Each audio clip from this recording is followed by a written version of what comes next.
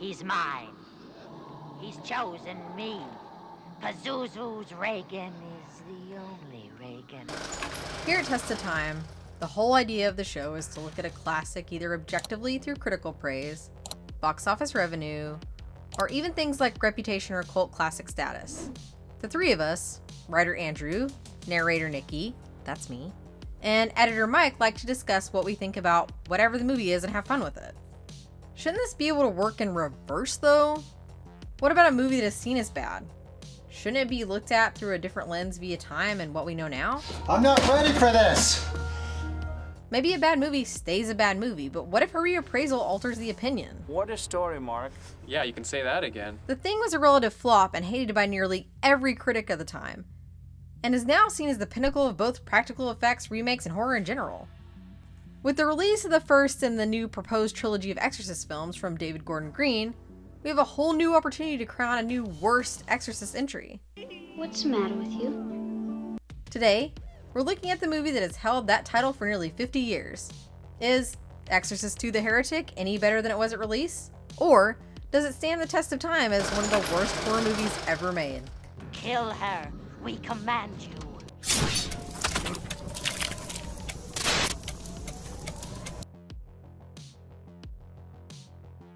What do you do for a sequel for one of the biggest and most acclaimed horror movies of all time? For author William Peter Blatty and director William Friedkin, it was easy. Do nothing and don't get involved. Part of that was neither saw the profitability nor point in working on a sequel, and part of it was due to all the behind-the-scenes drama with fighting and lawsuits. The late great Friedkin tells a great story about stifling his own laughter at what he was watching on screen and members of the audience forming an angry mob to chase after the executives responsible. Richard Lederer was the executive that thought it could work. After much negotiation, he was able to get back both Linda Blair as Reagan and Swedish icon Max von Sydow as Father Merrin. They tried to get Ellen Burstyn back too, but she refused and could not be persuaded. They were also able to get Louise Fletcher, James Earl Jones, Ned Beatty, and Richard Burton in starring and supporting roles. The original director was supposed to be longtime Mike Nichols editor and Academy Award nominee Sam Osteen, but that would eventually change to John Boorman, who would also be nominated for 5 Oscars. The screenplay was written by playwright William Goodhart. Richard Burton wasn't actually the first choice to be cast either. Jon Voight was cast and had it up until production began.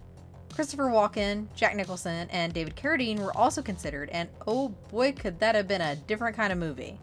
The script was rewritten by Boorman and Roscoe Pallenberg, and Linda Blair even said in a later interview that Pallenberg directed much of the movie himself while being credited as second unit director and the vague creative consultant. Boorman also did a big re-edit after the initial screening, but it wasn't enough to save it from its infamy, even with Ennio Morricone doing the score. The movie opens with Richard Burton's father, Lamont, attempting to exorcise a demon out of a girl somewhere in Latin America. His faith is wavering, however, and the whole situation goes up into flames. Quite literally, killing the girl he is assigned to save. The church calls him back and wants him to investigate the death of Father Merrin, as they are considering posthumous heresy charges against him. This leads him back to Reagan, who 4 years later still is being monitored by Dr. Jean Tuskin at her New York Psychiatric Institute. Tuskin doesn't want to let Lamont question Reagan as she worries that it will send her spiraling to a dark place, but suggesting using a synthesizer to let Tuskin and Reagan meld their brainwaves together and explore how Merrin actually died.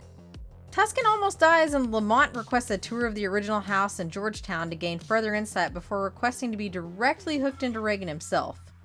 Pazuzu, who is still linked to Reagan in some way, takes Lamont back in time to watch Merrin exorcise Pazuzu out of a young African boy named Kakumo. Lamont travels back to Africa and meets with a now adult Kakumo who has a vision of before meeting him as a scientist who studies locusts. We find out that Pazuzu targets people with psychic healing abilities, and that Merrin believed that not only was that the direction that humanity was heading, but also that Kakumo and Reagan were the first of the humans to have these gifts. In a vision, Merrin asks Lamont to protect Reagan. One of the biggest signs of the times was the religious horror that ran rampant in the 70s, and of course, the ever popular art of the knockoff, and boy were there ever some Exorcist knockoffs. We would get Abby and the Manitou from William Girdler that dealt with blaxploitation and telling the narrative from a Native American standpoint. We would also see Italian and German knockoffs like Beyond the Door, which would itself receive multiple sequels, and Magdalene Possessed by the Devil. Finally, if a movie or genre exists, it's going to get the Turkish treatment, and so we were treated, which is one way to look at it, with Satan. Now, it wasn't just Exorcist knockoffs either, as religious horror in general would see a big boom with flicks like The Omen, and even folk horror tinged with religion like The Wicker Man and Blood on Satan's Claw. Another sign of the times are movies experimenting with new shots and special effects technology in the topic of pseudoscience and out-of-the-box medical procedures. This movie does that in spades with its institute, mind-melding techniques with the use of synchronizer and what treatments the hospital and doctor dole out. It also ties back to Marin and his beliefs that go against the church and lean more towards non-traditional religion. As for experimenting with shots, there are a lot of interesting ones involving the locusts and how they treat transformations, flashbacks, and even horrible atrocities to, well, less than stellar results sometimes. Hey, at least you tried Exorcist II. Okay, here's where we divert from our little formula we run with. This is the part where I argue against the film being the stain on cinema that it has grown a reputation for being. Sort of. First and foremost, this movie really isn't that bad. I've watched several worse movies for the channel just this year. It is, however, a terrible follow-up to, quite frankly, one of the Mount Rushmore horror films. Well, the cast is ridiculous by any decade standards. Richard Burton, even being accused of being drunk for much of the filming, commands a presence that only old Hollywood can muster.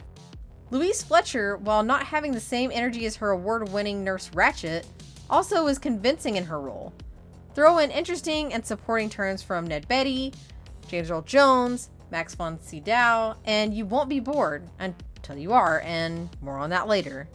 Von Sydow is actually one of the best parts of this and was somehow able to care about this movie even after not wanting to appear. While it isn't his best work, Morricone puts in a workmanlike effort on the score, and while listening to it separated, it really stands out. In terms of actually in-movie related things, it's a fun trip to be taken back to the original scene of the crime, as it were, at least the first time. Having the ending of the movie being in Georgetown just kind of feels like they ran out of ideas. When they first go back through and the trepidation is felt in the air, it works on a lot of levels. The other part that is a fun watch and diversion from the rest of the flick is Father Lamont traveling to various locations to solve the mystery he was given. Or, as I like to call it, Richard Burton's bogus journey. He travels the globe talking to people and climbing seemingly impassable locations with visions, all while his faith is continually tested. It's also the scenes where Burton doesn't actually seem bored with both the movie and his character. Is it a cheat to just say everything else? Okay, fine. The effects are the first thing that comes to mind. The visual effects from the locust POV shot to the awful opening exorcism and nearly everything in between, sound effects included, just don't hold up. They look bad compared to other movies from 1977, but even compared to movies that came out years before, including the first Exorcist film. This would be okay if the movie weren't boring and thoroughly unscary throughout its runtime. There are no instances like the first one where there is any real fear or dread on top of that. Most of the film's journey is just flat and uninspired. I guess that's better than saying everything else, right? Well, I will argue that Exorcist II: The Heretic is flat out not a great time. It is far from the worst horror sequel of all time. To that end, it might not even be the worst movie in its own franchise. It can be very dull, it's not scary whatsoever, and the effects are not special in a good way. What it does have is a shockingly good cast of actors that do their job for the most part, an interesting idea that is far from the first movie that ends up being compelling in its own idiotic way, and a fun legacy of having the badge of horror to say that you've watched the supposed worst horror film of all time. It stands the test of time as a bad movie. It was bad in 1977, and it's bad nearly 50 years later, but it has been surpassed many times over in terms of disappointment and outright unwatchability. It's a failure, but at least it has the decency to do so epically, and if you haven't seen it, or it's been years, just throw it on. Just make sure you watch them in order, so you have the palate cleansers of the first film before it, and the brilliant third chapter after.